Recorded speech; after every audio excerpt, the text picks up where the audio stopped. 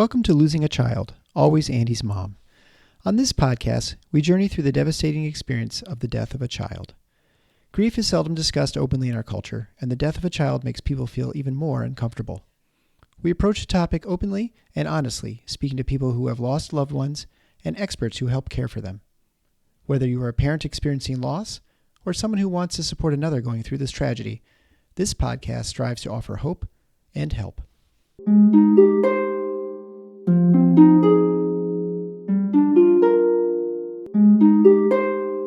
Welcome to episode number 362 of Losing a Child, Always Andy's Mom. I'm Marcy Larson, Andy's mom. Today, I have the pleasure to introduce you to Kayla. Kayla is Ellie's mom, and Ellie has quite a long, complicated story with her congenital heart disease.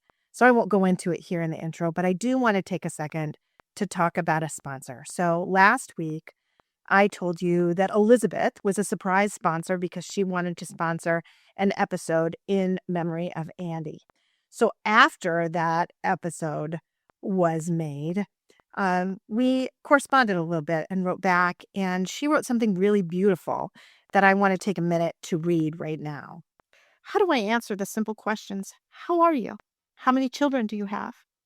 But with your podcast each week, I can just be me. I might smile. I might cry, I might sob, or I might laugh, but whatever it is, I know it's real. I don't have to answer to anyone, and it is totally okay. And it is just what feels so good and rare and priceless. Even though we've never met, Marcy, I know you from your beautiful words written and spoken that share aspects of your grief that feel so familiar to me. I often think about you and Andy and the rest of your family, and I send a little prayer your way when I do. So thank you again so much, Elizabeth, for those beautiful words. They mean a lot. And as I sit here recording, it is the anniversary of Andy's death. So it really hit hard to me today. So I appreciate that so much. And I appreciate your donation to sponsor last week's episode. Right now, though, I just want you to sit back and enjoy listening to Kayla, Ellie's mom.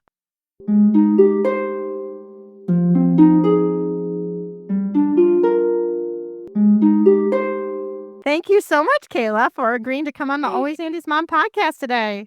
Hi, thank you so much. I'm excited to be here. Hi, first of all, I just want you to tell us about your Ellie, your sweet girl.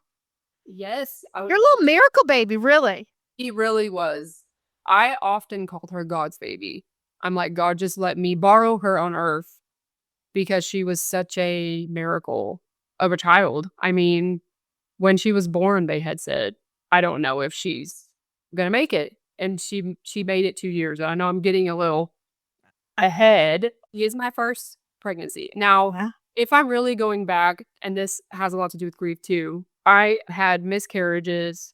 I think I had like 6 or 7 before I got pregnant with Ellie. And so even before her life, I feel like it was flooded with grief.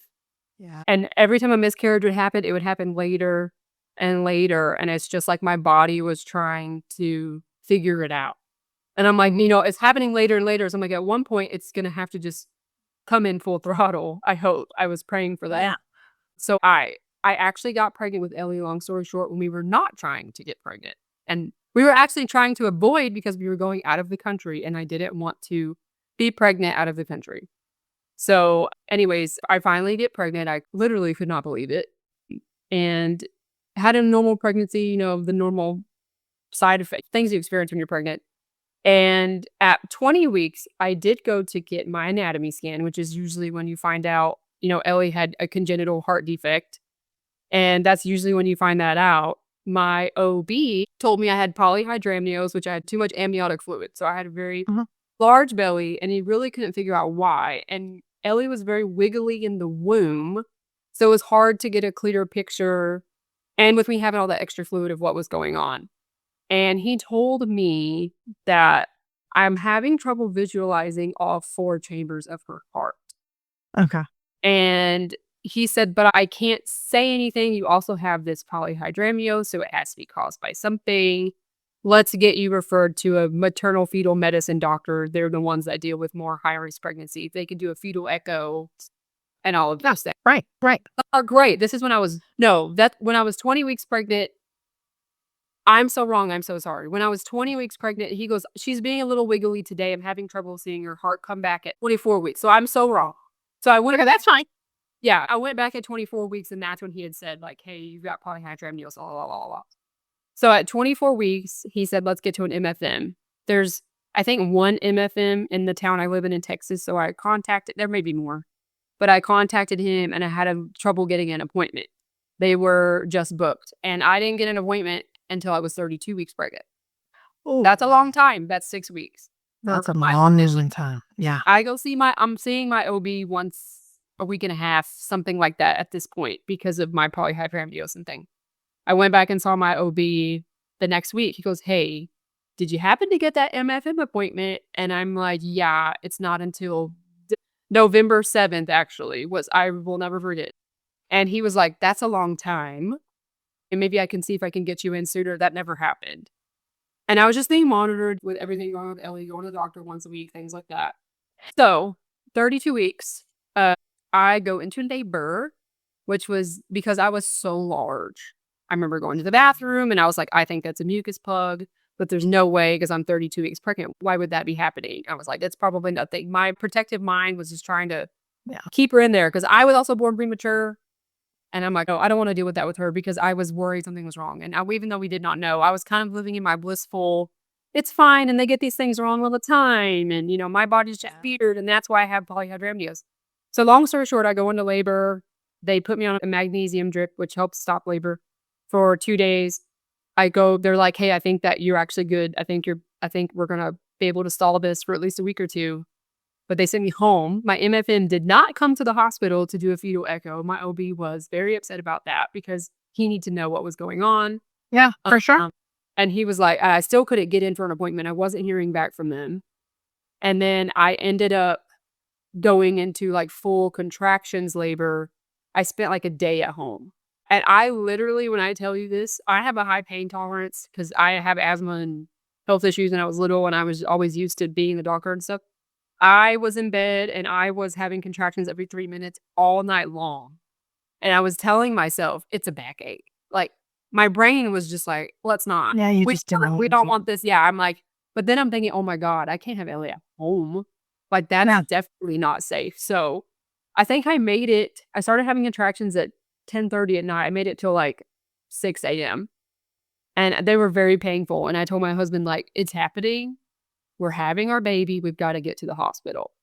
The hospital's not far from us. We drive to the hospital. She had decels, like where her heart starts beating slower, I think from the stress of the labor. This is before we knew she had a heart condition. And my OB comes rushing in. I mean, his office is right next to the hospital. He comes rushing in. Thank God he was there quickly. I don't even remember what he said because I think I was having contractions and I was like, I can't believe this is happening right now. He sounded like the teacher from Charlie Brown, like the wah, wah, wah, wah. That's what I heard. And I just hear like, wah, wah, wah, wah, emergency C-section, wah, wah, wah, wah, wah. And I'm just like, okay. So we go back to the room. It's safe. C-section was very quick. They get Ellie out. I remember hearing her cry and I started bawling because I'm like, she's alive, because I'm like, what if she kept decelling? And I was worried about that. And they're like, she's alive. The NICU team was there because my OB had said, hey, I think she has some kind of heart issue, but I'm not sure. And the NICU team was there trying to get her together. She was breathing. She was placed on oxygen, of course, because she was also 32 weeks. I also did not get to see her because of her issue. My husband got to go see her. They're sewing me up and everything. The NICU team is like worried because they don't know what's going on with Ellie and they're trying to rush her. She's fine. But they're like, hey, we got to figure out what's going on and get her an echo and all these things and see what's going on. So they're trying to rush her out of the room. And I'm so thankful for my OB. He stopped them and he said, hey, mom has not seen her baby yet. Roll her over there so that she can see her baby. Why are you doing this right now? Give her 5 seconds with her baby. Yeah. And they come show me Ellie and I see her and I see she's struggling to breathe and all these things. But she was so beautiful. I remember thinking that, like how beautiful she was. And she looked just like her dad, which I was like, great, of course. I did all this work. I go through all this trauma. She looked exactly like her father. So they roll Ellie away. and then I go to recover from my C-section, and I don't get to see her until, I'm up walking, all those things, and off the anesthesia, whatever. I go see her probably she was born at 7, I think it was like 10, and she's in a box, and I didn't really know what to expect. I had seen them put her in the box, but she's in a box. She's got little things around her. She was 4 pounds, and she had a BiPAP on. And I just stuck my hand in the little hole and was holding her hand. I remember thinking, I can't believe that I'm about to go through this. I don't even know what this is going to be like. But I can tell you this, and it's a Holy Spirit thing for me. God's always protected me in that way. I also was not afraid. And it makes me emotional because I can't explain it. I'm sorry, but No. so I can't talk when I cry. And I'm like, I want to be able to talk when I cry. But I remember just feeling this peace, like, hey, it's going to be okay. I was the one telling my family members everything's going to be okay. And I'm like, how I look back on it, and I'm like, I know that was fully a God thing because that's not from me. I should be terrified, but I remember him just being there for me and filling me with this peace of like, hey, I've got your baby. And I had her. I literally was telling the nurses, everybody, like, hey, my husband's crying. He can't, because my husband's a sweetheart. He's such a protective person. He can't protect me. He can't protect her. And he's like overwhelmed with all these feelings. And my father-in-law, I remember he came in the room and, everyone's worried. And I'm like, I think Ellie's going to be okay. I think she's going to be okay. But they're also looking at me like I'm crazy. Like, you just had a C-section. Your baby is about to be care flighted to a NICU. And you're telling us it's going to be okay. It's just my way, I think, of protecting my family, myself, my own brain, and God telling me through that. So, long story short, she gets transferred to Children's Hospital in Dallas, which is where she got all of her treatment. And I was thinking, I think she's just going to be a NICU baby. Like, her heart's probably okay. We're going to go home in like 2 months or so. Like, my friend just did this. I think it'll be fine. I'm thinking that's my thoughts. Is like, this is going to be a 2-month journey of, us just going through this. And the cardiologist from Children's called us at like 2 a.m. when they had finally got Ellie settled and got her on medications and things like that, and said, hey, your daughter has, her left ventricle is small, and it's a fatal disease if not treated and if you don't have surgeries for it. But he said her left ventricle is small, and she's going to have 3-stage surgeries before the age of like 3 years old. And she's going to have a long hospital stay. And also she has intestinal malrotation. So we're going to have to fix her intestines before she can have heart surgery. And that's going to be a while before we can fix that issue. So I remember getting up, my husband hung up. We asked all the questions that we could even think in that moment. Hung up the phone. I'm on my phone Googling, what is this and what are the surgeries and, blah, blah, blah. Yeah, hypoplastic left heart. Yeah. Yeah, like, what is it? And we held each other and we just bawled, I think, for like an hour. And cried. I mean, it was probably more than an hour. And we looked at each other and we're like, we can do this. We're going to be okay. We can do this. I don't know how, but we have to do it. Like, literally, what other choice do we have? So I finally get to go see her. My doctor comes and discharges me early. I'm up. He goes, if you can get up and you can walk around every hour and, you can show me that you're okay, I'll let you go home. I regret that now. I should have stayed for my 2 days, but I made myself up there and went to go see her in the NICU. Seeing her in the box of the hospital is different. Nothing can prepare you from going into a hospital for also post C-section or post birth, which not just me, but a lot of these moms have to go through that have a baby like this. A lot of them stay in the hospital while also recovering from birth, which I'm not sure how. It has to be like a God thing, just getting everybody through. Just your mom, the fact that you're a mom and you're like, I have to do this. This is my baby in there. But walking all the way up to that floor and getting into that room, and nothing prepares you for seeing your child. Really, you're not able to see them. They're in a box. The box is closed. There's tubes and wires everywhere. There's beeping. There's nursings running around the hall to take care of a baby that's 4 pounds. And walking into that room and seeing her in that position, I mean, it's like the whole world just completely stopped. This is more than what I could have imagined. It's very overwhelming to see something you love so much suffering for their life. And I couldn't be with her for a day because I'm in the hospital. And I'm like, is she scared? Does she know that I'm still here and that her dad's still here? There's all those worries too of being a parent. I couldn't hold her. So I didn't get to hold Ellie until she was like 5 days old. And that situation, they have like 3 nurses come in and she has a PICC line. She has a sump thing, which it drains because her intestines weren't working. They had this little sump thing that would drain her fluid because she couldn't go to the bathroom because her intestines were basically all twisted around.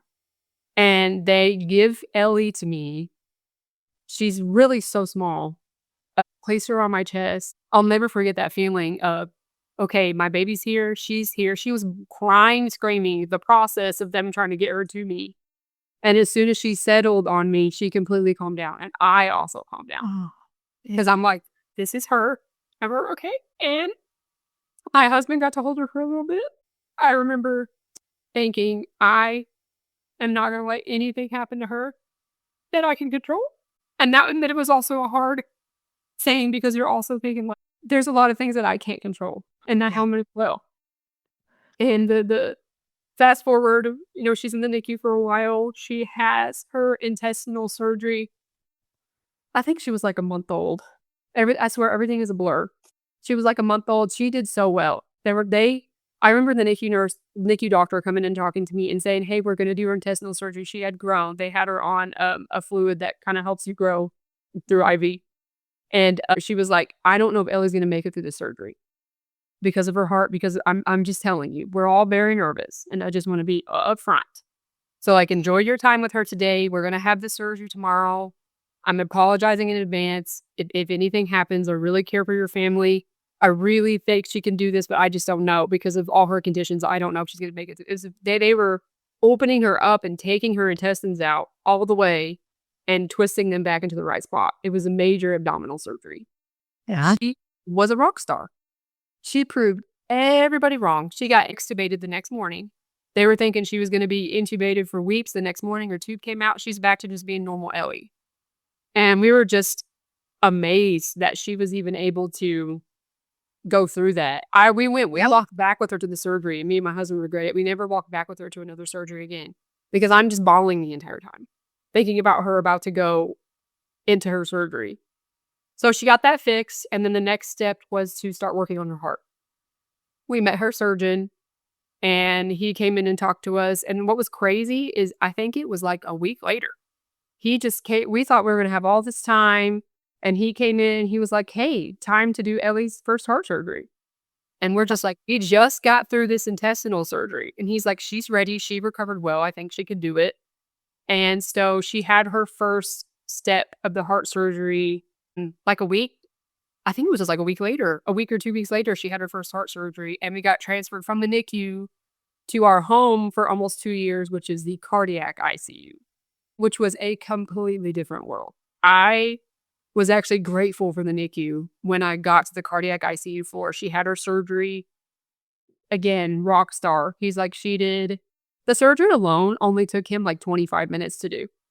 But with anesthesia, going to sleep, waking up, we were only waiting for like 3 hours. And I thought it was going to be an all day dramatic waiting for my child to overcome this first surgery. And no, it was like 3 hours. She's in the room. And this is another moment I will absolutely never forget. And I'm so glad I took a picture of her because I'm bad at taking pictures. Well, she had just came back from her surgery. She's got a lot of anesthesia still on her body. So I walk into the room, and this is my first time experiencing the cardiac ICU. They're bigger rooms, but it's very scary. It's dark. The monitors are bigger. The nurses seem more like rushing, and you just see all of these different things, and it's bigger, and I don't know. And it was just darker there. I see her in her little bed. And I walk up to her and she's asleep, laying there. She's got nothing really prepared you for seeing your child after surgery either because they're intubated.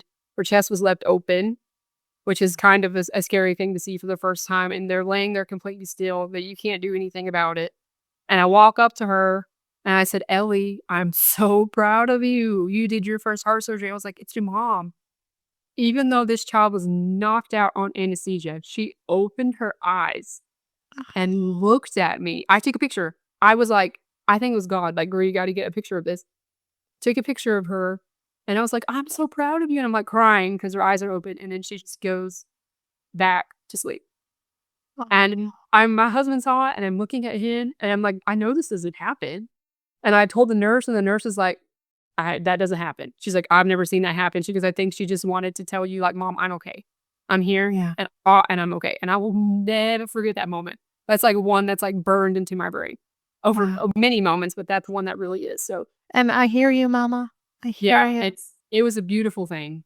And it was my screensaver forever. You wouldn't think anybody would have that on their screensaver, because she obviously looks out of it, but that's just what it meant to me. And Dad, he got to see her do that. So that happened. And that was kind of the start of our, like, I feel like the stomach issue or the intestinal issue was like a false start. And this is really going to be our true start of, let's work on your heart. We've got your intestines all worked out. Let's start working on your heart. And there was talks of transplant because they're like, I don't know, she's premature, all of these things. But our surgeon was like, no, I think that she'll be able to, she handled that surgery. I think she'll be able to handle, this was almost like a pre-surgery to the first surgery she was supposed to have. So he's like, I think she can handle the bigger stage of this surgery, which is called the Norwood, in a couple of months. And then we can start talking about going home. Which as soon as they said the home word, I'm like, oh my God, I gotta take my baby home. And I'm like, I'll do anything. Like, what do you need me to do? I'll do anything you want me to do. Yeah. So we stay in the cardiac ICU for a while and just work on growing, feeding. Oh. Not anything exciting, thank God, but you don't want anything exciting to happen. And then we get transferred. They have another unit. It's called the IMU, which is just a little bit of a step down from the ICU, but you're still critical. So we get to stay there, and there we get to hold her a little bit more, spend some time with her more. It was honestly my favorite time because I was actually able to be with her, and there wasn't anything immediate happening in that moment. We're just growing her for her surgery. Her surgeon comes, and he's like, hey, I think it's time for the Norwood. Let's knock this out. Let's get this done. And I'm like, okay. He schedules it for like January. This is December. And Ellie was still healing. She's got a chest scar. She's still healing from that. They're supposed to wipe it down every day, give her a bath every day. So, because you're in a hospital and you can get an infection. There was one night that Ellie used to cry. She used to hate stimulation because all of her stimulation has been negative at this point, Right. except for the stimulation from us. And she knew the difference. The nurse did not wipe her down or give her a bath because she was afraid, because cardiac babies are not allowed to cry for that long because they can't get their heart rate up for that long. You can't sit there and let them cry. You've got to soothe them and figure out what to do. And Ellie's screaming and she stopped. Sometimes they have to sedate them if there's something they really need to do, which is very sad. But she did not wipe her down. She put it in the notes. She couldn't. She was crying. She told the charge nurse, they're like, I'm sure it's fine. I was not there. We went home at night. Every night we had a dog and work. We had things that we had to do. I go out the next day and she's not feeling well. And the nurse is like, I don't know what's going on, but Ellie's really not okay. And we're doing blood work. They're drawing all these labs and doing all these things. And this is the first time I'm experiencing this. And she looks very pale and just icky. And looked at her and I knew something was wrong. She's sleepy. She's crying. They put BiPAP on her. I was like, she was just on a nasal cannula. Like, why are we doing BiPAP? And I'm freaking out because I'm like, what is going on? They draw her blood. There's a bump in her sternum that they find out is an infection because it did not get wiped down properly. She didn't get a full bath. I'm, of course, so mad because I'm like, that's absolutely unacceptable. The nurse tells me that. The day nurse who I loved, I absolutely adored her, said, hey, the night shift nurse, she did give me a report and told me she didn't wipe her down. And I was just furious. I was so furious. Like, this doesn't have to happen because she's immunocompromised, she's got a heart condition, she's ill. She now has sepsis, which is an infection in your blood. And she's very ill. And she's declining. And I'm like, I'm not going to lose my baby over somebody's irresponsibility to do their job. I understand she was crying, but get some help, sedate her, do whatever you need to do. I mean, we were furious. So they're like, hey, we're going to have to take her back to surgery. It's gotten deep into her chest. So we're going to have to open this back up after it was just open. Clean that infection out. It's going to be kind of risky because she has sepsis right now. So they treated her for like a day, I think, with antibiotics. And then they took her to surgery. She comes back from surgery. This is like New Year's Eve. She comes back from surgery. Me and my husband wait all day. We're like, oh, no big deal. The surgery was supposed to be in the morning and it kept getting delayed and delayed and delayed because they had emergency heart issues and Ellie's wasn't quite an emergency. They had our antibiotics. She wasn't actively passing away like some of these kids. And they had a transplant that went wrong, that took a long time. And they're like, hey, the surgeon, it's also New Year's Eve. Some of the surgeons call out and they're not there. So her surgery wasn't until like 9 p.m. I'm already nervous about that. And me and my husband are like, I don't think anybody should be doing surgery at 9 p.m. after you just did a transplant, so many hours and this and that. Like something's gonna go wrong. And they're like, no, it's okay. Like he's done this for a long time. I've done this for a long time. We've had to do this before. It's okay. They take her. She comes back from surgery. She's not in there very long. I notice something is wrong. And I'm looking at her and I tell the nurse who we trusted that was in there. And I'm like, Ellie doesn't look right. And she's like, oh, sure, it's fine. It's just her waking up from surgery. Her blood pressure kept declining. Her sats kept declining. This was a fight for, 9 p.m. to 3 a.m. We're watching Ellie decline. They rapidly they did 42 boluses of epinephrine, which keeps your blood pressure up, to try to keep her alive. There's a doctor, it's his first shift in the ICU. He's a new critical care doctor. He has experience with his first shift in the ICU at our hospital. He's having to take care of Ellie. We're rushing her into from the acute unit to the more critical unit because they can do, if they have to do an emergency surgery or whatever they can. Yeah. And I remember people running around and pacing, and I could feel their nerves, and I was just shaking. So I'm like, I don't know what to do. And I'm just sitting in a chair, me and my husband holding hands, just letting them do their thing. We take a break. My husband's crying. I don't want to lose her. I don't want something to happen. And for some reason, I'm just like, she's going to be fine. Like I said, I don't know where this comes from. I'm like, it's going to be okay. I don't know how, but it's going to be okay. We go back to the room. We're waiting. Another thing I will never forget. What had happened was they intubated her with the wrong tube, and it was too short. So her lungs weren't able to expand the way they were supposed to expand and her get oxygenation. When the respiratory therapist went in and was messing with her tube, because she was critical when we were in the other unit, more critical when we got to the other unit because they moved her, and I think it wiggled itself out a little bit more. I only know this because I took pictures when she came back from surgery, and the next day when they fixed her tube was the right size tube. We addressed this, whatever. I won't get on it. We addressed this with them. But we came back, and she's struggling for a long time. It is like 3 a.m. and they're rolling an ECMO machine in. And we're like, what is that? I asked the nurse, what is that? She goes, this is ECMO. And I was like, are you about to put her on ECMO? And she was like, I don't know. We have to have it just in case because your daughter is declining. And that's when me and my husband, we lose it. We're like, oh my God. They shove us. I'm bawling hysterically in the hallway. They, of course, don't want people to see us bawling hysterically in the hallway. This tech shoves us into the family waiting room with the door, and it's locked. We can't get out. We can't get out to go to the hospital. We can get out to leave the hospital. And I was like, okay, so you're shoving me in a room while I'm crying. It's claustrophobic. These chairs are ugly. The Kleenex is like paper. I don't want to be in here. And my purse, I have asthma. My purse was in the room. I was like, I have asthma. I need my inhaler. I can't leave the hospital without my purse. I am able to go back into the room. I was like, I know I'm supposed to grab my purse. I'm going to go run and check on Ellie, even though I wasn't really supposed to. But I'm like, that's my child. I run in to go check on my daughter, and they're doing CPR. And I was like, oh my God. And I think I collapsed on the floor. My husband comes out, gets me. We go back in the room, and I'm like, oh my God, like, this is it. This is over. This is the end of our journey, all from a stupid bath. And I'm more angry than I am sad. And we're calling our parents, and we're telling them, like, hey, Ellie may not make it. Calling our entire family at 3:00 in the morning. They do successfully put her on ECMO. And the surgeon's like, I'm not sure what happened. We didn't know at this point that it was the tube. I had to go back and look, thinking about things, and like everything is happening. I found out later. That's a whole other story I won't get into. But she stays on ECMO for, I think, 3 days.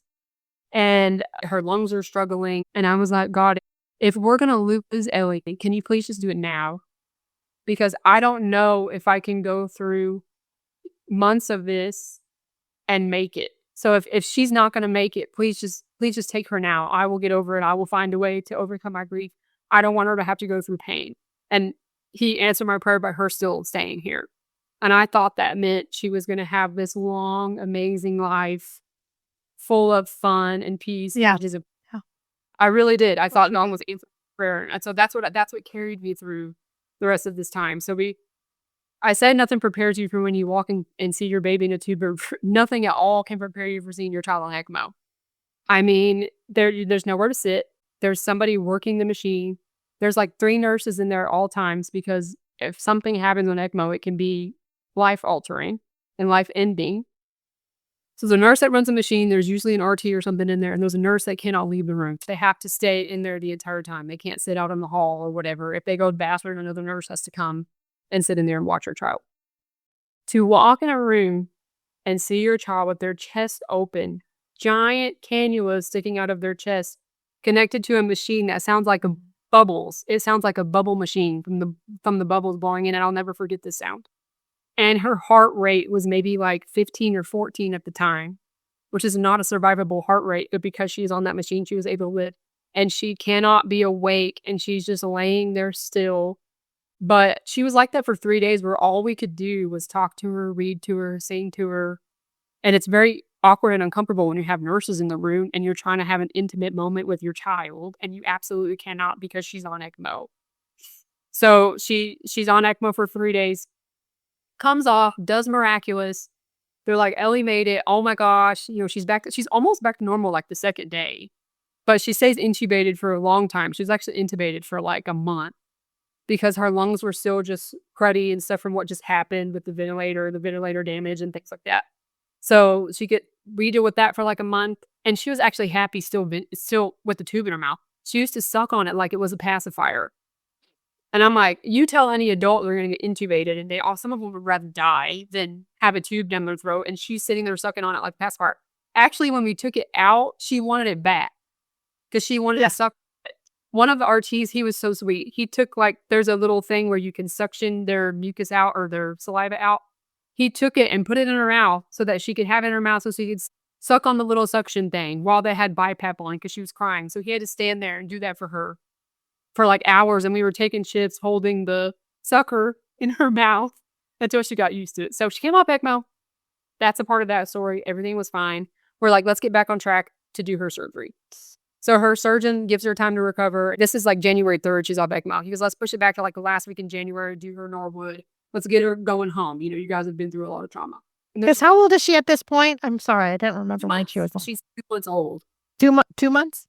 2 months. And she's actually, January 1st was my due date. So she's actually technically term at these points. And she's still she's 5 pounds at this point. So yeah, she's at Earthside 2 months old. So because this is January. So we're like, hey, let's get this surgery done. I want to get you guys home. I want you to have time with your baby after what you just experienced, blah, blah, blah. And she's happy throughout this whole entire thing.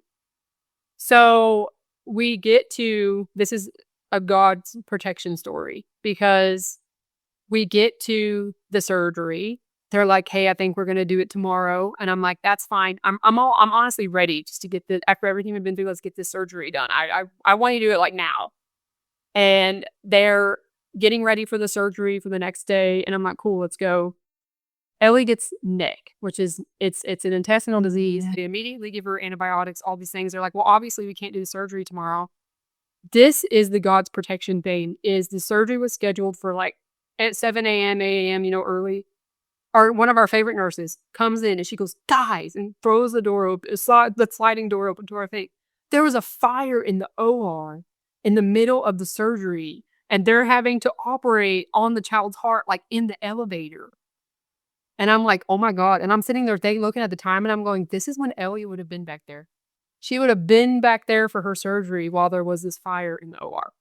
Wow. Like, even though she had NEC, which come to find out actually, after that all happened and they're treating for antibiotics, the GI doctors come in, which they're well versed in that stuff. He said, yeah, so we're testing. It wasn't actually NEC. He goes, I think it was pre-NEC. So thank God we treated it fast because it would have turned into NEC. So actually Ellie ended up being okay. They don't feed her for like 7 days, and that was a lot. She's crying. She's starving because she had just gotten food for the first time in her life.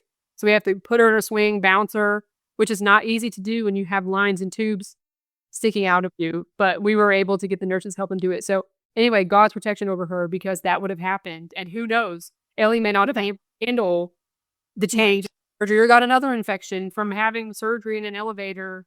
They were having to finish the surgery in an elevator and move them into the ICU room to complete the surgery, which is insane. And that child was okay. I ended up asking, okay, I'm going to lose HIPAA, but like I heard what happened. I just want to know if that child's okay.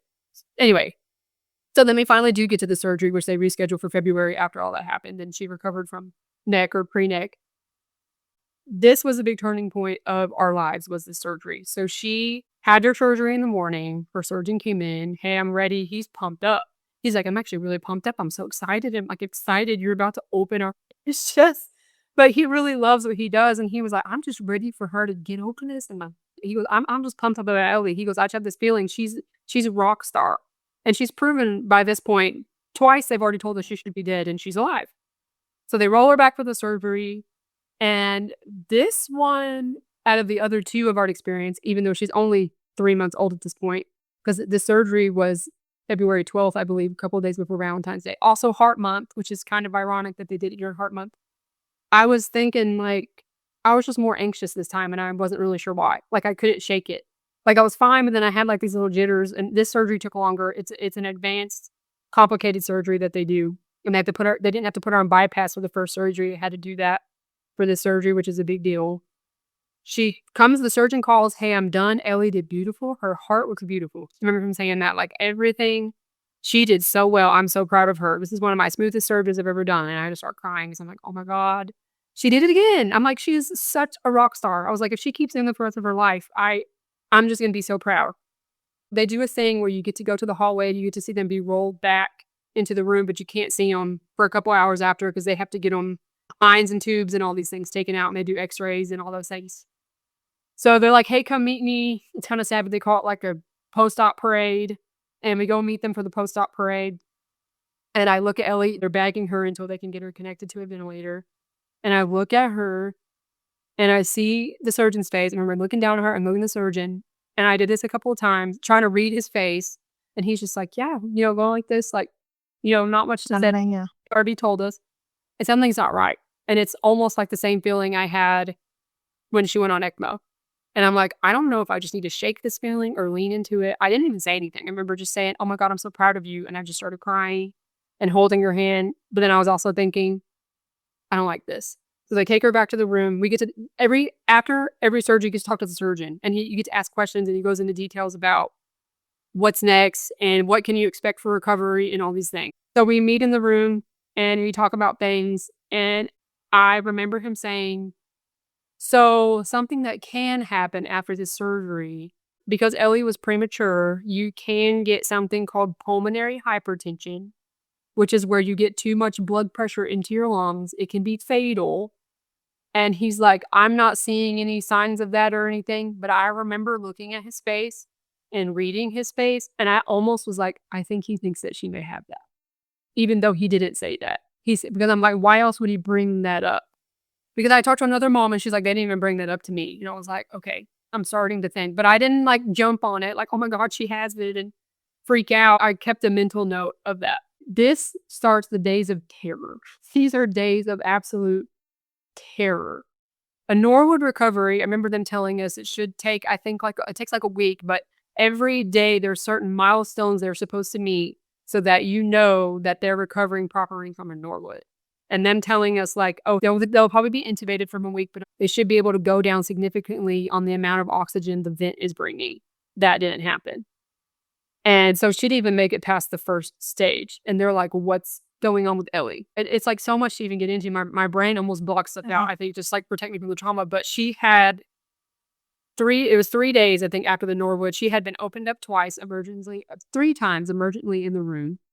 Yeah. She got fluid around her heart. She got fluid all in her body that had to drain. They had to put more chest tubes in. And finally, the surgeon's like, okay, I don't know what to do. We're going to have to take her to the cath lab, which is where they can actually insert a cath in and take pictures of your heart and look at your heart and measure your pressures and see what's going on. He goes, I'm bringing ECMO with me. And I know that sounds bad. And he's like, but I just want to have it in case something does happen. She can go on ECMO again. She'll be okay. Hopefully, but he's like telling us not she'll be okay on ECMO, but it's okay if she goes on it one more time, because usually when you go on it once, it's very hard for you to go on it again. They bring the ECMO machine, they take her to the cath lab. We come back into the room after cath lab. Ellie is looking like a blueberry. She's very blue because her oxygen's so low. There's a new doctor in there, And I'm like overstimulated because I'm like, who is this lady? Now there's somebody else that's going to share all this information that I do not know what it means. She had something called pulmonary arterial hypertension, which I said earlier, is high blood pressure in your lungs. It can be a fatal disease. And she said, your daughter's is the most severe I've ever seen an adult or child ever. And I do not know how she's alive. And that's how she like introduced herself to us. I blew it off because I'm like, I've heard that twice already. I don't know how Ellie's alive and she's still here. So I really did blow it off. I'm like, okay, whatever. You guys are saying that all the time, but you clearly don't know Ellie. So I'm sitting in a chair. She scooted up in a chair next to me in a rolly chair, drawing pictures of your heart. What is pulmonary arterial hypertension? I'm not even listening. I'm truly not listening. I'm looking at her and I'm looking at Ellie and I'm kind of want to be like, read the room because Ellie's actively crashing while she's explaining to me what pulmonary arterial hypertension is.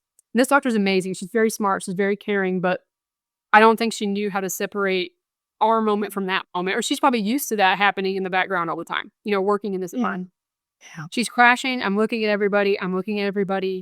One of the ECMO technicians that had her the first time was bringing in ECMO. And I'm like, we're about to go through this again. We just went through this. I really just can't believe it. I look at my husband. My husband tells the doctor, hey, I don't think this is the right moment to be explaining pulmonary hypertension to my wife. She's about to crash out. My sweet, loving husband, because sometimes I don't know how to tell people, stop talking to me. Because I'm could just be like that sometimes. I grab my purse. I look at the nurse, who we trusted very much, and I was like, is what I think is about to happen? And she's like, I think so.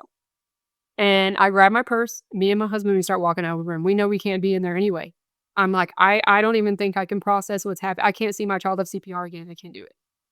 And thank God, because this certain team knew Ellie so well and her surgeon, they put her on ECMO before she crashed. Because if she would have crashed again, they don't think they would have brought her back to life because brain damage from the first time. I don't even know the extent of brain damage. We hadn't even gotten there. So they were able to put her on ECMO before she crashed. Me and my husband went in our car and we parked on the top floor. You can see Ellie's room. I took pictures of this too because it's just such a perspective of life. She had balloons and books. She loved balloons. We'd tie them to her foot and she would kick them and like play her little balloon game. It was one of her favorite things. And she loved books. I would read to her. That's all you could do while she's laying in bed. She can't play on the floor or sit up or anything like that. I'm reading. And I can see the surgeons in the room. I can see their shadow. I can see while they're putting her on ECMO, I can see her balloons like floating in the room. And that just broke me. Because I'm like, that's an innocent child laying in there. Driving by, you would probably think, oh, like that's, they're in there. They just had surgery, whatever. But she's about to lose her life. And her little innocent little balloons are just swaying in the background of that room. And that moment like stuck with me forever. We go back. We actually, I don't know how we were able to eat. We hadn't eaten all day. I'm like, well, can we just go eat, please? Like, I think I'm just like so accustomed to trauma that I just like, it's every day. It's a 9-to-5 job. We go to Chick-fil-A, we're eating. The surgeon calls me and he's like, hey, it's the Ellie surgeon. Yeah, obviously we had to put her on ECMO. And I was like, yeah, I know. I understand. I know. It's deja vu all over again is basically what I told him. Like, how did this happen? He explained how it happened. You cannot have pulmonary hypertension and have the surgery that she just had. It's incompatible. So because they did not know about her pulmonary hypertension, they did a surgery they should not have done. Because usually it redirects your blood flow to your lungs, which she already has too much. So he was like, you can't reverse it. If you reverse it, that basically means death. And he's like, I think we're going to be able to just, let's just try to treat her and do what we can. The pulmonary hypertension doctor, she just specializes in pulmonary hypertension. She's a pulmonary hypertension cardiologist. Well, let's just treat her. Let's go. She thought she was reacting well to the medication before she crashed, but they're hitting her with doses of this medicine she has to be on. And Ellie's not responding because it also drops her blood pressure. And she's just tanking. So we get her back. They told us she's going to be on ECMO for 3 months. And I was thinking, I have to do this again for 3 months. I can't imagine her being paralyzed for 3 months because that was one of the hardest things for me to cope with. So she's on this ECMO. I'm prepared to do this for 3 months. I also have to go back to work at this point. So I'm working. spending some of my day with Ellie, spending some of my day having to go to work. I sing to her. We do everything we can. Her surgeon comes in the room, and he's just so optimistic about Ellie. This is like 2 weeks in. I want to do a clamp trial, which is where they clamp the cannulas to see how their body can handle with circulating their own blood. I want to do a clamp trial to see if Ellie can come off ECMO. I'm in the room and I'm thinking like, what? It's been 2 weeks and you told me 3 months and you're wanting to take her off ECMO. She did not pass the first clamp trial. He came back, I tried it again. She was fine. They kept the machine clamped all day because they can just turn it back on if she were to decline. And the next day she came off ECMO. The surgeon came in while that clamp trial was going on. I was literally about to leave and go back to work. And he goes, I'm just telling you, that machine is off. Your daughter's doing this. Ellie's fighting. She wants to be here and she's doing this. And that just filled me with so much like fighting. I'm like, oh my gosh, she's here. She's kicking while this trial is going on. She has no idea what everybody's doing in the room. She's playing with a balloon. And she like has no idea. Like, oh, well, my life could end. You know, she's just an innocent little baby. And it just cracked me up that she's playing with her balloon and everybody's stressed out in the room with her being, there's like 10 people in there. She doesn't even care. That was just Ellie's personality. And thank God she was like that. So Yeah. anyway. I love hearing about her personality. I need to talk about her more. But right now, up to this point, honestly, she was sedated or intubated and we didn't really get to see a whole lot of her personality. Just little glimpses of it.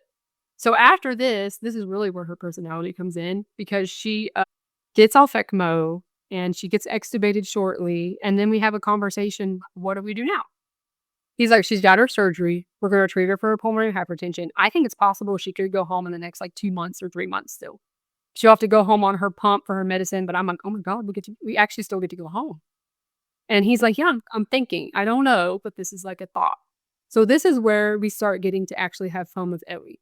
This is where Ellie truly shines. She's like thriving. And other parents have told me like ECMO can really change a baby's life where it just gives them that break and that, I guess, fresh like blood flow where they just become a new person. So that's exactly what happened to Ellie. For about a month, I mean, we're playing. She's in her swing.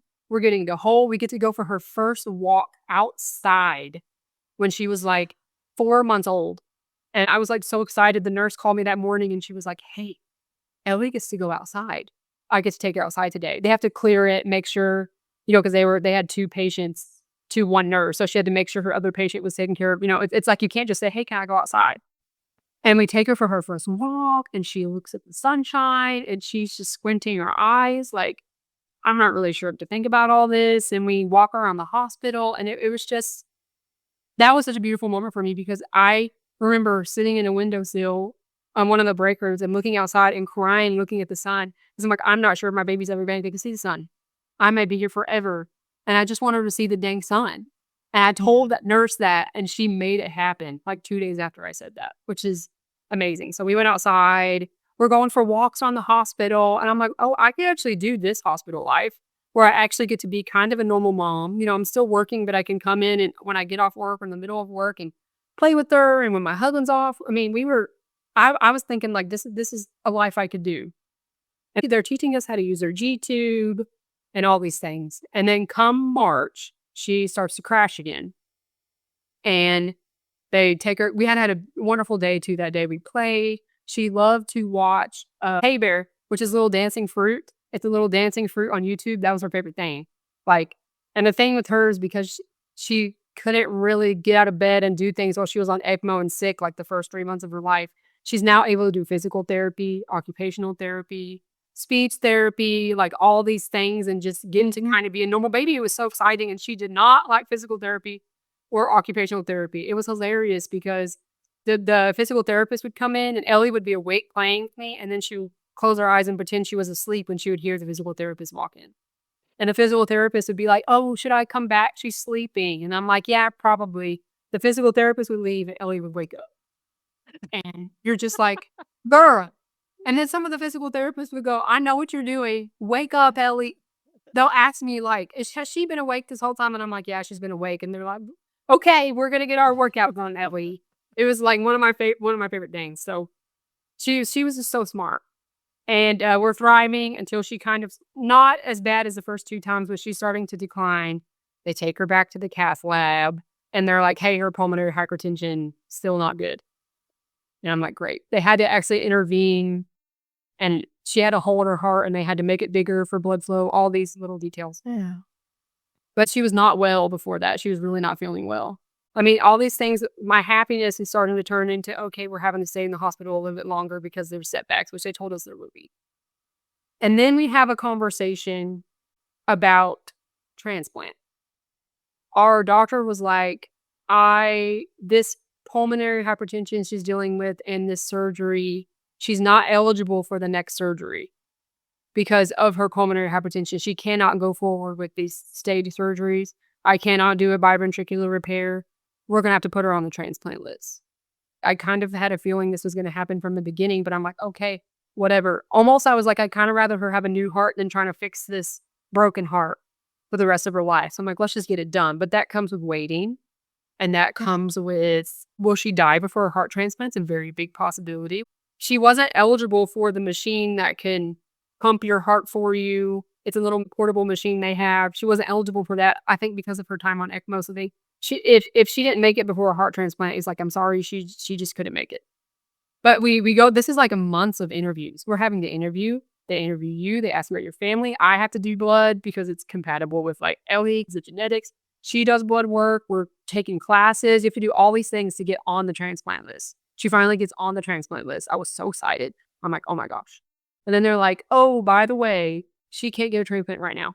We're going to put her on the list. It's called status 7, where yes, you can get a heart, but you're not really ready to get a heart right now. And it just keeps you on the list, accruing time, which is important because they try to prioritize the ones that had been on there for the longest time. She goes, I want to get her time accrued. So we knew she wasn't going to get a heart transplant anytime soon. But as soon as we got her lungs better, they were going to list her for transplant. Between that time, they went and put her GJ tube in. And she was very small. And I asked, like, size-wise, is it okay to get a GJ tube? I don't know. I don't know anything about it. And they're like, yeah, no, let me ask. I don't know. You know, one of our care team doctors, and she goes, let me ask GI. And they're like, yeah, she should be fine. I've done it on her. Because I'm like, I read you're supposed to be 10 kilos. Ellie was like 8 kilos. And they're like, no, I do it all the time. Do the GJ. Ellie perforates her bowel. It's an absolute another emergency. And what's so sad is like she was driving. We're playing. We're going outside. We're fine. Even though we had that other setback, like she recovers from that setback. Perforates her bowel, emergency surgery. I was there all day. She was crying all day. I couldn't soothe her. And I'm like, something's wrong. I don't know what to do. Even her TV, which was her favorite thing, was not soothing her. Have her emergency surgery. She has to recover from that for like a month. That's a major abdominal surgery. They had to clean her bowels out. And Yeah, that's horrible. Yeah. yes, it was horrible. So she recovers from that. When they told me she was probably going to die. That's like the third time. They're like, hey, Ellie's probably not going to make it. Recovers like a rock star from that major surgery. Like I said, I'm not fazed when somebody tells me that. I just ignore it because I'm like, well, look at her. Look what she just went through. Yeah. Has her surgery, does amazing. Then there's sometime shortly after that, they were like, maybe it's possible we can get on the transplant list. They did a cath again, and they're like, hey, her pulmonary hypertension is doing better. I think she's ready to go on the transplant list. And I'm like, oh my God, we might get a heart. I was like, this may be over soon. Like, I couldn't believe it. And I'm telling Ellie don't care. She was like unfazed by anything. I was telling her like, oh my gosh, we might get a heart. She's just looking at me like, whatever, I don't care. This is August. This is months of us staying in the hospital. And it happens. But then after that, it's really nothing. We're playing. Ellie's playing. She's having fun. We're learning to sit up. She finally is getting a grasp of that. They're trying to teach her how to crawl. We're playing with balloons. You know, we can't feed her or anything like that. We're reading books. She also had this wicked side eye. When doctors, you know, they come in about 3 times a day and check their vitals and things like that. And they do rounds. And the doctors would come in and look at her and assess her and put their cold septic tube on her. And she would give them this side eye. She did to everybody. Everybody she loved, you got a side eye. So it's like, that means she likes you. But she just had this. There was one time this nurse, it was the first time of him having her. And he put the temperature thing in her armpit, which I don't know why kids absolutely hate that. They'd rather like get an IV. And he goes and puts the thing in her arm, and she's like swatting it away, and she's giving him the side eye and like swatting it away. And she's never done that to anybody before. And I'm like, she must like you if she's giving you a side eye and being like that. So anyways, transplant, possible time to get a heart. It's sometime in August. She declines again.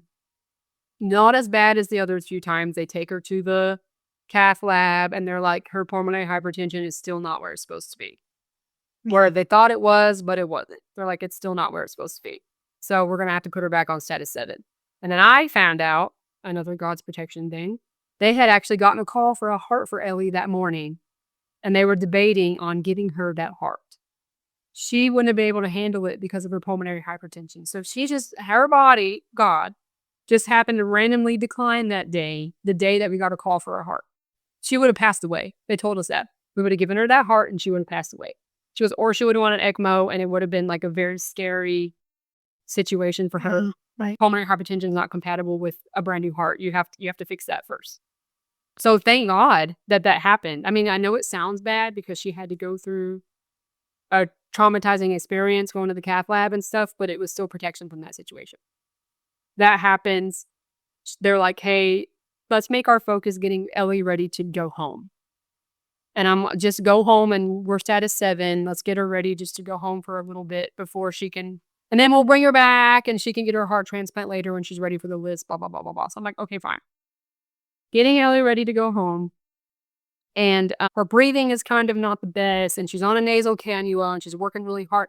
And then they have a conversation like, hey, we're worried about Ellie aspirating and her lungs and the nasal cannula. Like, you can't go home on high flow oxygen. That's just not possible. And she couldn't tolerate being on a nasal cannula. So they're like, let's talk about getting a tracheostomy tube, which is like a portable ventilator. Sure. And I'm so sad because I know other moms that go through this, and it's not an easy life. It's 24/7 monitoring, and when you go home, it is 24/7 nursing care. You have to have that 27 nursing care, and you have to do like 3 months of training to learn about a trach in all the emergency situations. I already knew this from talking to other moms. It's like God said, hey, go ahead and ask these moms because you're about to have to go through this, even though I never thought I would go through it. We said no at first. No, we think that she'll be fine. No, because that also comes with not being able to hear her voice. Right. Because of the trach. And her lungs are not strong enough. They have a tube that you can put where they can hear her voice. Her lungs were not going to be strong enough for that. So they're like, that was the big thing for me is no. She just now started babbling. I love this. We've been missing out on this. No. She would scream. Ellie would yell. When her diaper was dirty, she'd be like, bah, bah, bah, bah, just in there. You could hear her as soon as you walked into the unit. You could hear Ellie going, bah, bah, bah, bah. And it was the most beautiful thing to hear. So anyways, I said no. I prayed about it. God gave me this peace to say yes to the tracheostomy. A few days later, it was the day after I went in, and I told Ellie, like, I would always be honest and talk to her like an adult. We're thinking about this tracheostomy. You're probably not going to like it, but I heard it helps you thrive. And she's just with her little hands, just like looking at me, tell the story. She had business lady hands. She always folded them like this over herself and really listened to your conversation that you were having. And I was talking to her about that, and I'm like, man, I said, it's like, I really just wish you would say like mama or dada or something just so I could hear it. And me and my husband are in there, and we're going, mama, and he's going, dada. And we're probably stressing her out and trying to get her to say it. And we stopped, and then she just looks up and goes, mama. And I was like, what is wrong? She said, mama. She said, mama. And then in that moment, because the nurses, she looked just like her dad. So the nurse would come in and go, say mama to her all the time to try to get her to say mama first because she already looks so much like her dad. And she goes, mama. And I was like, oh my God. And I was like, Dylan, did you hear that? He goes, yes, I heard it. I heard her say mama because he wanted her to say dada. And then after that moment, God gave me this piece, like, go ahead and do the tracheostomy tube. He wanted me to hear my child say mama. Yeah. He wanted to have a moment with her. And he's so into the details. God's such a girl dad. I always say that because we're so about all those little details. Gets her trach. And then after her trach, she really did thrive. I mean, she can do physical therapy more. She can breathe better. Her labs were getting better. We celebrate her first birthday in the hospital, which was kind of fun. We had our family come. They let us take her to her room and decorate, open gifts as normal as we could make it with cake. I love that. And then we do all of our trach training. They're still working on improving some medications for Ellie. We get to go home in June of 2025. So she has been in the hospital from November 2023 to June of 2025. It was 574 days we spent our lives in hospital. We go home. That comes with finding nurses. That comes with, which we didn't have fully staffed. Me and Dad had to stay up at night and work night shifts. I thankfully got to be off work. They gave me some leave. He did too, where we had to do night shift and take care of our child. It's very stressful when you don't have nursing care, and we had to have family help us when the child's at home. Long story short, Ellie gets sick again. We have to take her back to the hospital. And that is when we have the conversation of, why are we back? It was like she was getting puffy. Her fluid balance is a big thing with her lungs and her heart. They gave her some diuretics, and they were like, it's kind of still not working. I don't understand. We had some errors happen, which I won't get into. They take her to the cath lab. She goes back at the end of June to the hospital. They take her to the cath lab after July 4th weekend. The cath doctor, who I've never met in my life, which is surprising because I know all of them, came up to me and said, Ellie's pulmonary hypertension is more severe than it was in the beginning, and she does not have lungs that are compatible with life. And I was like, going, what an idiot. I really was. Like, saying anything. I'm tired of hearing this. I've heard this so many times. Like, he's dumb. And I'm ignoring it. I'm like, he doesn't even know me or Ellie. He's never done a cath on Ellie, whatever. We get back to the room, and I'm kind of starting to feel like, what if that's true? Her primary care doctor comes in, who's about to leave and go work at Boston. I absolutely just love this woman. She saved Ellie's life, like, almost single-handedly. She comes in, and she's like, guys, I think we really need to start prioritizing you spending quality time with Ellie, because I do not think there's anything else we can do for her. And it was the first time anybody had really said that. And right, it took a second to think about it. And I was looking around the room, and then I just started bawling. And she's not a very, like, physical person or anything. You know, she was a bull, and she, like, got stuff done and really advocated for her kids. She came up and hugged me and held me while I was crying. Because I was like, I can't believe it. And I looked at her and I said, but she's my best friend. Like, how am I going to do this? She said, let's just really prioritize getting her home while we can so that you can spend time with her. And that was that. That was the end of that conversation. We had another meeting with one of her favorite nurses that Ellie loved and her care team about, hey, this is hospice, which I hadn't heard yet. And this is in July, and we have this conversation. And I was like, man, like, I had all these miscarriages, and then I had Ellie, and now she's going to get taken away from me, and I just don't get it. And I told them that I know it's not fair. And we get her better. She goes home. I forgot to say the first time she went home, this is really important, for when she was there for 574 days, they did a parade. And had all her nurses and staff and everything sending her home, and play Moana was her favorite movie. They played a song from Moana when she got to go home. But the funny thing about Ellie, I'm crying, my husband's crying. Ellie's looking at Ray like this. I don't care. And what's going on? And where are we going? Like, she was just like unfazed by everything. You know, she wasn't clapping or laughing. She's just like, why are we all out here in the hall? Why are you playing Moana? It was hilarious. So we get her home for the second time. We actually had gotten comfortable with nurses that we had before. We had to hire some more. And this is where we're really just trying to, let's go outside. We only got to go outside one time. We're going to the doctor more. But really, it's hospice visits. We really can't do anything, but she still has to go to the doctor because she has a trach, and, like, maybe labs will change, but everybody's treating her like, you know, she got an infection, and they're like, do you want to treat this infection? I'm like, yes, I don't want her to die from this, but it's something that you ask when you're on hospice, because it might be where you don't want her to suffer, and you're like, let's just not treat this infection, and this is how she's going to pass. I mean, it's sad that you even have to have these conversations. Yeah. So Ellie is home for 3 or 4 short months. We got home at the end of August, September, October, November, the beginning of December. Played with her, tried to make the most of her life. She loved Moana. She loved watching Encanto, Finding Nemo. Like, her thing was TV, because we couldn't get a physical therapist. That took a while. So we tried to work with her. We got her out of her bed, which we didn't get to do in the hospital. Let her be in the living room, play with toys, have her TV time, you know, do as much as we can. But as parents with the nursing staff, and when an absence of a nursing staff, we became more clinical care providers than we did parents. Yeah. And it's very sad. That part of the story is very sad, because I feel like, not that I didn't trust my nurses, but they weren't fully trained to take care of somebody of that high acuity as Ellie. I would have been more relaxed to have fun with my child, but there was times when I'm having to watch them do medicine or get her medicine ready and she had syringes and syringes and syringes of medication she got like 5 times a day. And you can't leave, or you can't do anything. You got to come back and get medicine or breathing treatments every 4 hours. And so it was a tough life. But Ellie was so happy during that whole time. And December 1st, she started not peeing as much and kind of looking tired, not really interested in her movies, which I was like, that's not okay. They ran out of her diuretic and had to switch it, and we didn't give it to her for a couple of days. And I think that is the reason that she passed away. I don't think her body could handle that diuretic. And she passed away the morning of December 2nd at like 2:30 in the morning. Oh. And this night, I won't forget. I worried all night. I held her. I didn't always hold her before bed.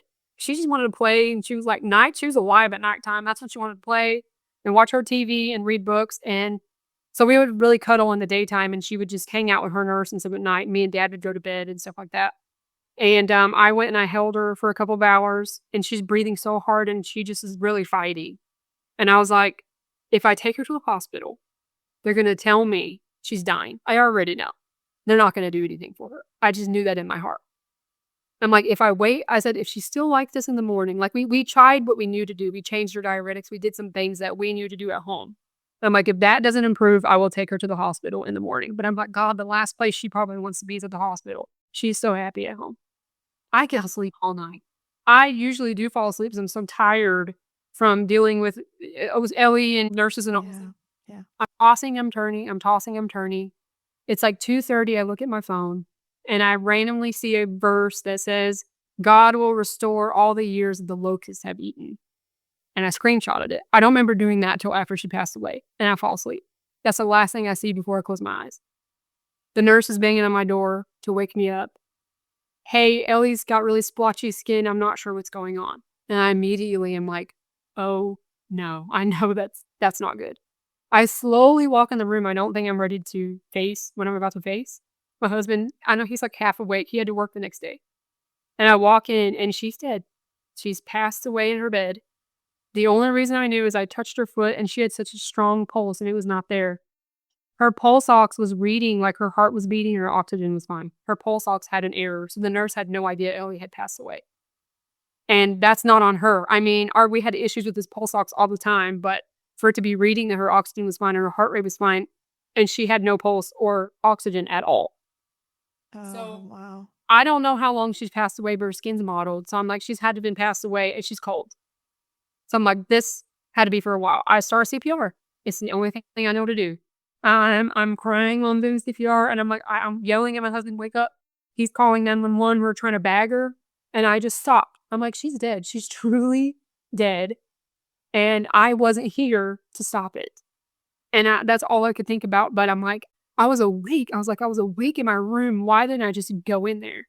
Why didn't I just go in there and check on her? But I don't think there's anything I could have done. She was ill. I'll never forget. I turned Finding Nemo on for comfort in the background. It was her favorite movie. That and Moana, but Finding Nemo had been recently her favorite movie. I turn it on in the background and I hear that scene in my head all the time of a certain part in the movie because that was probably on. I had a camera over her bed. I saw when she passed away. You could tell when it happened. Her pulse ox or anything never changed. Her vent did go off and it went back to giving her normal breaths. Like your vent will just give you breaths, like a vent would. So the nurse did not know. She hadn't been super educated in these things. So anyway, that is when Ellie passed away. And the EMT tried to save her life and we're like, look, stop. Like there's nothing more now. We've been down this road. We've accepted the path that she was going to pass away at some point. They take her trach out. I've never seen her like that. And we show her to our dog who loved Ellie and our dog were also best friends. We had a Rottweiler. And I was nervous because she's a little crazy. Our Rottweiler is so gentle around Ellie. It's like she knew this is a fragile child and I have to be, she laid with her, protected her. They were friends, but let our dog sniff her to saying like, hey, Ellie's not here anymore. And I just me and my husband held her limp body. And I wrapped her in a blanket. I didn't want her to be cold. I didn't want her to be cold. Even though I knew she wasn't. Yeah, right. And the hospice came into her, the hearse came into her went. And I'll never forget them leaving. And my husband told them, please be careful with Ellie in the hearse. Please drive safe. And keep her. It's like, okay, I will. And this necklace I have on, it's half of a butterfly. She was buried with the other half. So that were always I love it. that. I don't take it off. I don't even care if it tarnishes. I won't take it off. I'll never take it off. I know. And she's buried with it too. And she loved the movie Frozen. And we buried her in a Elsa princess dress she could never wear because of her trach. It was like too tight on her neck. And we had her funeral. And I feel like the hardest part of it all was having to plan a funeral. You would think it was a death, but I don't care what flowers are there. And you're sitting in the room and you're thinking about, I'm in here. You have to write her own obituary. We had to write it. I'm actually glad I wanted to be the one, but they're like, you write the obituary and what kind of flowers do you want? And I'm like, this room stinks. It smells like an old person. My baby's back there in a refrigerator and I just want to run in there and go get her. That was like more horrible than the funeral. I don't know why. I just remember sitting there thinking, you shouldn't be having to plan this. Yes. I held it together the whole time. The guys in the room were I'm acting like everything's okay. So I'm like, that's what I've done my whole life. And he's sitting there like, what kind of pamphlet do you want? The music, and we're doing all this. And he leaves for a second, and I just freaked out because I don't want to be here. Because I think I realized I have a funeral that I have to go to after this. It doesn't just end. She's not just passed away. I have to go to her funeral to accept that she's gone. And we had her funeral. It was crazy because we scheduled it. And then I had this feeling like, oh, the weather's not supposed to be that great. I want to reschedule. I was like, let me just tell the guy, like, I want to do it this day. And he's like, yeah, we're open. We can reschedule it. It's fine. Another God thing, because it was the most beautiful day in December. No wind. The sun was shining. It was like warm, but not warm, but cold. It wasn't too hot. It was a beautiful day. And that was all for Ellie. Like no clouds. And the day before that was freezing cold and it was miserable. And I was like, we were going to have, you have it outside, some of it outside, their burial site. And I was like, God was just telling me, hey, this is the best day for Ellie. And we released balloons. She loved balloons so much. And we released balloons at her funeral and let them go. And I didn't know if I would have the bravery to get up there and talk, but I did get up and talk. And God gave me the strength to get up there and talk for Ellie because I knew I wanted to. And the first thing I said when I got up there was, she's going to give me the most wicked side eye for even being emotional about this. And everybody that knew her was laughing. And I didn't know because you're sitting up in front.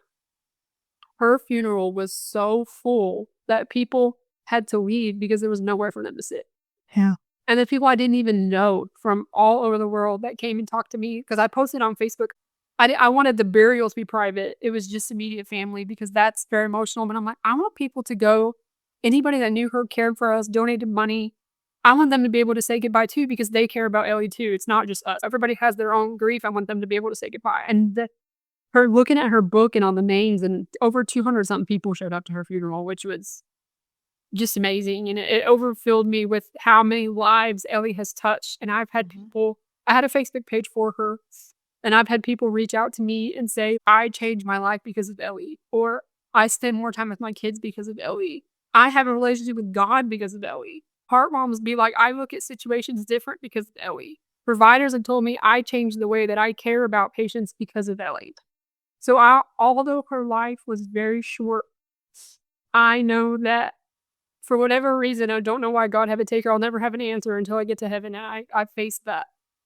But He has provided for us through that time. And her purpose was truly, I believe, showing us how to care about things that we actually should care about and not freak out if we have a bad day, and appreciate your family, any member of your family, and know that life is short and you've got to live your life to the fullest, and you have to get up every day and you have to try to have joy, because even though Ellie was actively dying all of her life, she still was one of the most joyful babies ever. She's been sick in her sats in the 30s playing with a rattle toy in her bed. Just rattling it around to where if the monitor was off, you wouldn't have known that she was ill.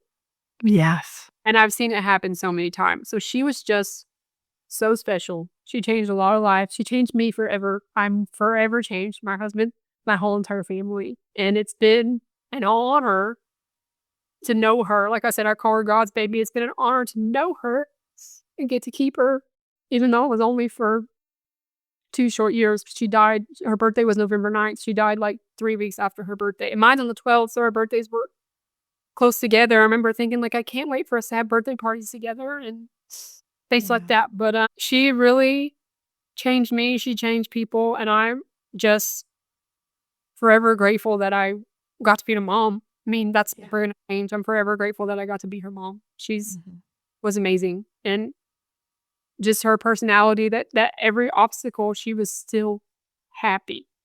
She went through every obstacle like this is nothing. Like, this is nothing to me. And I try to live my life like that. Like, if something bad happens, just try to be happy, try to push through, try to do everything you can, because it could be so much worse. It could be so much worse. You could be like Ellie and multiple babies right now that are still in the same situation as Ellie. And I'm just grateful that she was still happy throughout everything. And I'm just honored to be able to even sit here and tell her story, honestly. I really am.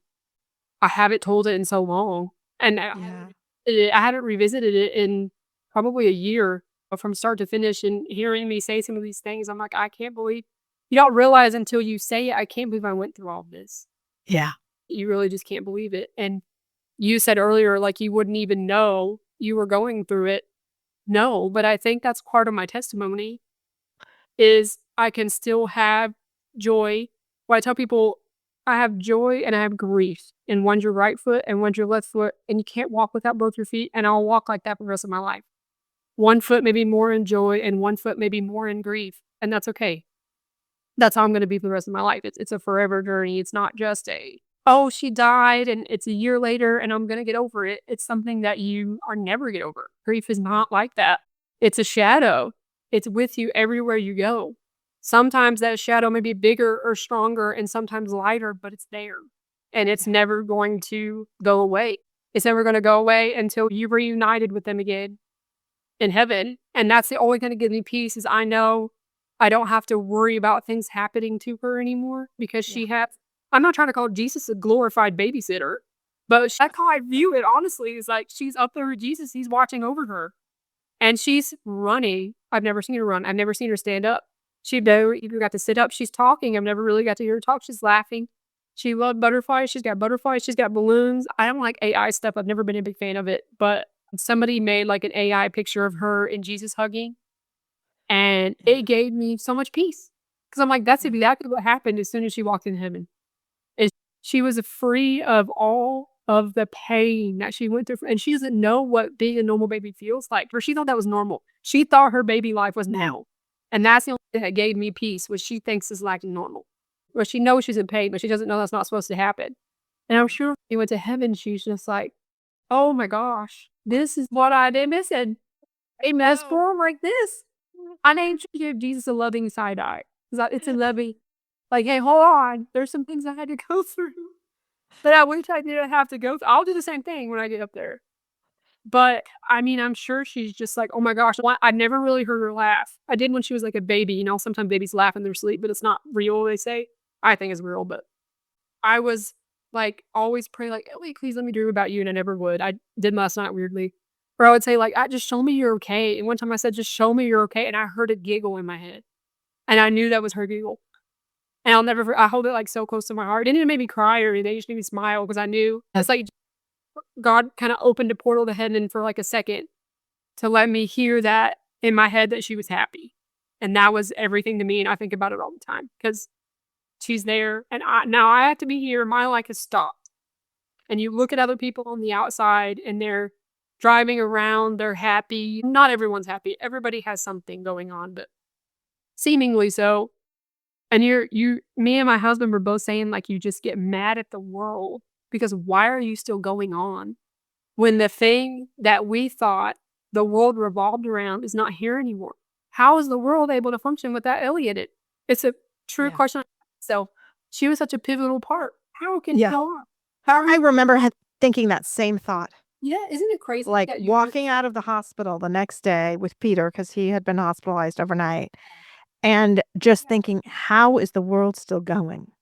I mean, don't you know that it ended yesterday at 7 p.m., right? Yes. It's so disassociating, and it makes you almost feel a little crazy. I remember sitting on the third floor, and when I close my eyes, I see this all the time. I see her room in the ICU. I don't see her at home because we spent so many times. I hear monitors. It happens like almost every time I close my eyes. Sitting in the room, and you can see the highway in Dallas from her ICU room. There are big windows in there. I remember just wanting to like bang on the windows and going, do you see us up here? Do you see that this is going on, that people's lives are like this and there's a unit full of us? And, you know, not that they could even do anything about it, but I just wanted to be like, this happens. This is happening to me right now. And I feel like I'm drowning. How can that even happen? And I'm thinking about people driving to weddings and they're bringing their newborn home and they're doing all these things. And I'm in a room with my infant who's intubated, who just came off ECMO. And they're just driving around living their lives. I'm like, my world in this bubble in room 27 in the IMU has stopped. And theirs is all going on. And it was such a surreal feeling. And when you left the hospital and drive home, you're just like, I'm driving home and my baby's not even with me. And you get used to that. It's crazy that it's normal for you instead of the first few times you do it and you're like, oh my God, what's going to happen to her? And is she going to be okay? And you're just like, this is my life now. I come home and go to bed. I wake up, I work, I go see my daughter. And it's just so disassociating when they pass away to some memories like come back to you. I'm sure it's happened to you where you're like, you maybe didn't remember that before, but you remembered it now. Like you get these weird flashbacks of moments that have happened and you're like, where did that come from? And that's what it's like almost every day for me. Like I still hear her monitors going off. I hear her trach. I hear the bubble of the ECMO machine. I hear nurses talking to me. Like I hear all these things still. And like our house was so loud because we had a vent, we had a G-tube running, we had a humidifier, all these things that we had, an oxygen concentrator, which is extremely loud in your home. It's like bzzz all the time. And when all that turned off, and I took a picture of this to never forget all of the stuff that she was on in our home. Her bedroom was in our dining room. There wasn't a room big enough to fit all of this stuff. And we rolled it out for the tech to come pick it up because it was all a pediatric company that supplies stuff like that to come pick it up. And I remember looking at my dining room and hating my dining room. So I'm like, that's not a dining, it's my daughter's room. And I almost felt guilty. I knew people were coming over after the funeral. I'm like, I don't have a table. I put our dining room table together and painted it. I mean, I needed something to do and put it in the dining room and almost felt guilty doing that because I'm like, this is not a dining room. This is my daughter's bedroom. Yeah.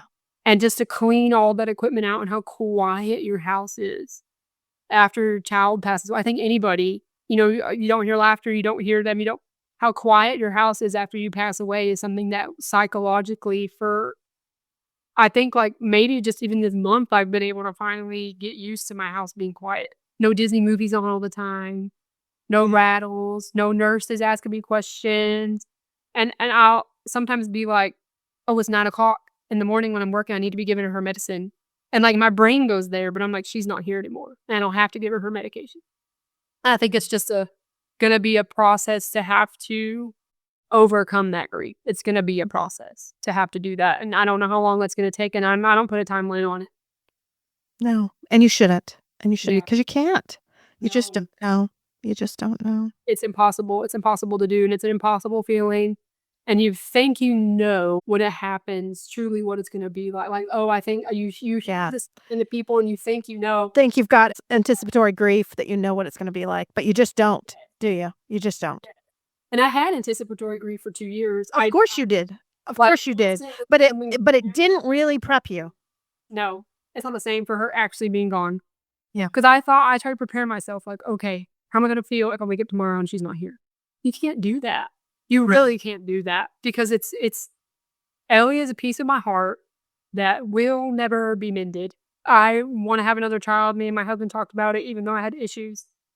Maybe we talked about adoption and things like that. I'm like, but if that happens, like, yeah, that child, of course, is going to make me happy. I'm going to love. I didn't get to have any regulating. Right. But it's not a replacement. It's not going to fill the hole. It's Ellie shaped. It's an Ellie shaped hole, and I'll die with it. If they do an autopsy on me when I pass away, there will be a shape of Ellie inside my heart, and they're going to go, what is this? This is not real. And I truly believe that because that's how I feel. And I really actually felt like I was going to die of a broken heart. I really fought it for a long time. I mean, and I don't know how I was able to get out of bed and still make dinner.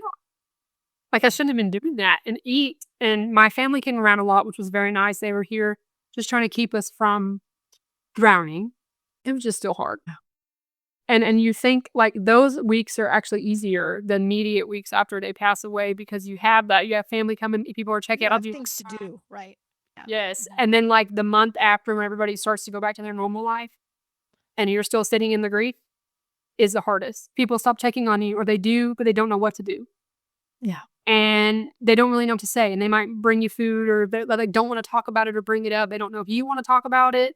I mean, I think that's been the most difficult thing is like after the past 6 months. I mean, it's almost been 6 months think it has been 6 months. Yes, since it's been 6 months since Ellie passed away. I can't even truly believe that.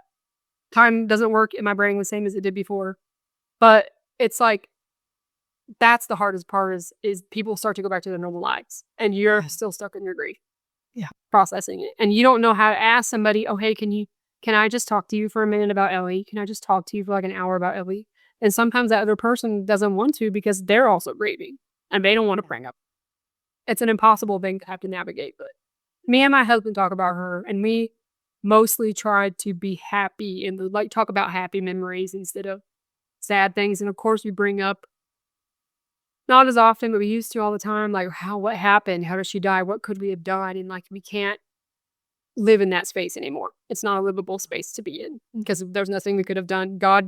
I think God knew her time was over and took her right at the right time she was supposed to be. Honestly, I do too. And I know when I listen to your story and I listen to the fact that that pulse ox just kept going like it was normal, I feel like in some ways that was God making that happen. Because I would have went in there and done CPR. Maybe You would have. You would have. You would have Yeah. done that. People would have done that. And it was her time to be done. It was her time to go and be held by Jesus. Yes. And the way that God could let that happen quietly and peacefully was to keep that pulse ox going. Yeah, because I would have wake up, it would have been a frantic. Yes. I mean, it would have been frantic. And I think the other God thing is like, why did I screenshot that Bible verse? Right? I didn't even say this. I looked at the video to see when she passed away. I screenshot the Bible verse the moment she passed away. I thought I saw the moment she passed away. It's like my soul knew I could rest because she was resting.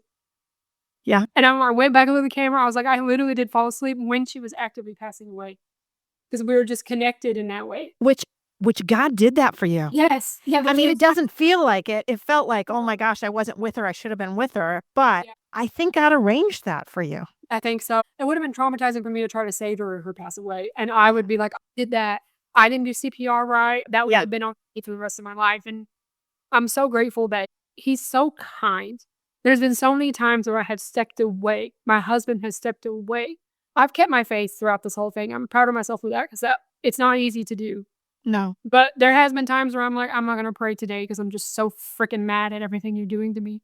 And he would still be kind to me that day. And he would still make everything a beautiful day, even though I didn't talk to him at all that day. Yeah. And he's so loving like that. And I would tell everybody that. I mean, I would post on Facebook about this stuff all the time. Really, it was a Facebook page about my journey with Ellie and God. Because it was like he would put stuff on my heart and I would pull out my phone and I would just start typing and I couldn't even tell you what I said. And then I would read it because he's speaking through me to other people. And that's almost all of Ellie's testimony was. I would talk about it in the room. You know, some doctors are not about that. They want to rely on the science and the medicine. And I'm like, that was the reason why that happened was straight up God. And it would happen in ways they can't explain. And they would try. And I would be like, don't even try to explain it to me because God did that. Yeah. And he's the one that pushed her through that situation and got her through her entire life. He appointed the right care doctor at the right time to take care of her. Everything has a season. Everything has a place. Her season eventually, I know she had to pass away, but I know her life was not wasted. Yeah. If I wouldn't have spoke out about Ellie, maybe I wouldn't have felt like anything. And I don't like that stuff. I don't want to be loud on social media about something like that. Like I kind of wanted to suffer alone and just tell my family, but something was telling me, I won't say something, it was my Holy Spirit. It activated. And it was like, you've got to get this out there.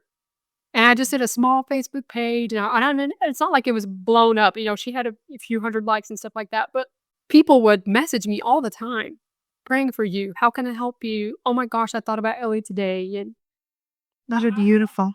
yes, it was just a beautiful thing. And I hold that so close to my heart. I'm proud of myself that I was able to put my vulnerable feelings about God and Ellie on social media, which would give me the ick back then. I would judge somebody honestly for doing that.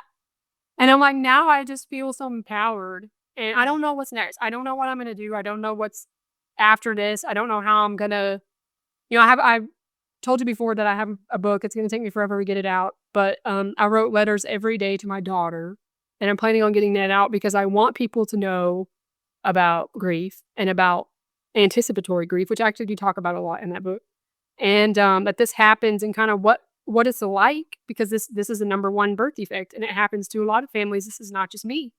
Some families go through worse, some families don't go through that. And just talking about grief afterwards, like how I've kind of not moved on from grief. I'll never say that. You never moved on from grief, but how you process it and how I'm trying to do it. So I don't know when it'll be ready. It may not be ready for like ever. But I'm trying, it's hard to go back and revisit those moments too. To read what I wrote and be like, oh my gosh, it jumps you back into that day. So it's a hard thing to revisit, but it's going to be called Dear Ellie. And I feel like I have to do that for her. It was like something God put on my heart. Like, yeah, there's a reason why I wrote to her every day. I wanted her to read it when she got older. That was the point. And no, me and your dad and your family, this is how we showed up for you. And this is what you went through. You don't remember it because you were a baby. So she could always look back and go, wow, look how strong I am. Look at everything I went through as a little tiny baby. And that's what I wanted it for, was to give it to her at the appropriate time to read when she needed it. But God's telling me now, I think the rest of the world needs to see what you went through and what Ellie was like. His precious little Ellie that he loves so much that I'm also like, she gets to go to heaven. She doesn't have to stay here in this whole world with all this crap happening. Everybody knows there's crap happening. And sometimes I don't even believe what's going on. I don't pay attention to the news. Somebody tells me stuff, I'm like, I'm not surprised. She doesn't have to live here in this flawed world. She gets to be up there.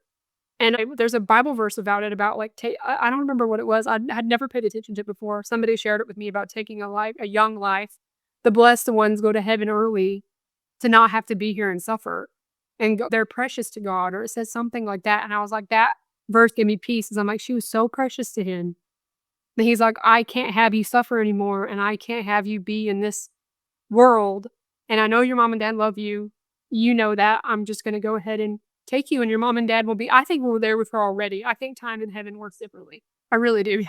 I don't, people like to argue with me about this. I don't think they're really looking down on us. I know this into signs, but you're not sad in heaven. So I'm like, there's no way she could look down on me crying and be happy about that. And that doesn't exist. I like to think I'm already there and we're having the best time ever. And she doesn't have to look down on me and dad because we're up there. And that, I don't know. I'm not going to pretend to know how heaven works. I don't think. No, yeah, nobody knows. That's my heaven in my brain. I'll find out one day. Hopefully not anytime soon. I used to not say that. I used to say, me and my husband in the car, and I was like, I hope a truck just runs us over right now. I hope a truck and he was like, yeah, me too. And we could just go be with Ellie. And it just instantly kills us. And I'm like, what a morbid thing to say. But when you're grieving, you really do feel that way. I just want to go be with my daughter. Yeah. And you're not even thinking about the rest of your family that would be horrified by losing, Ellie and us. But it is a thought we had, and we don't think like that anymore. We're like, we have to live for her and set an example for her and know that she's in here with us and do things for her in her memory and try to be just as positive as we can for her, because that's what she would have done through all the fight that she went through.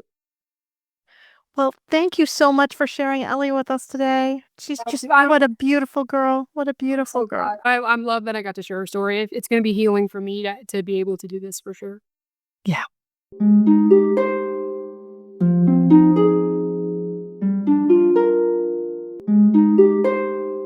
Thanks for listening. If you found this helpful and would like to support the podcast, please leave a 5-star rating and comment. To help financially, you can type Andy's Mom, one word, to the number 53555. This provides a link to GiveButter, which allows donations through PayPal, Venmo, Apple Pay, or credit cards. GiveButter will provide a receipt of your tax-deductible donation, or you can visit the donation page at andysmom.com/donate. Always Andy's Mom is a registered 501c3 and can receive donations through Thrivent Financial and Benevity. Marcy loves hearing from listeners. Please feel free to reach out to her via email at marcy@andysmom.com or on the Instagram or Facebook Always Andy's Mom accounts. Sign up for the email list to get weekly episode links as well as pictures of Marcy's guests and their children. Together, let's work to inspire hope, one day at a time.